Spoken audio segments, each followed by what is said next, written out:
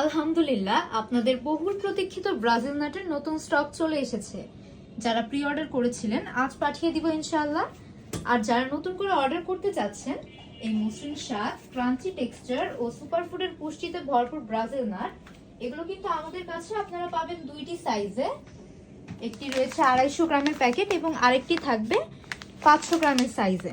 আমাদের এই Brazil নাটটি origin হবে পেরু, নন জিএমও ভেরিফাইড এবং এটি হচ্ছে ফিল্ডস্টোন ওয়েলনেস ব্র্যান্ডের হতে হবে।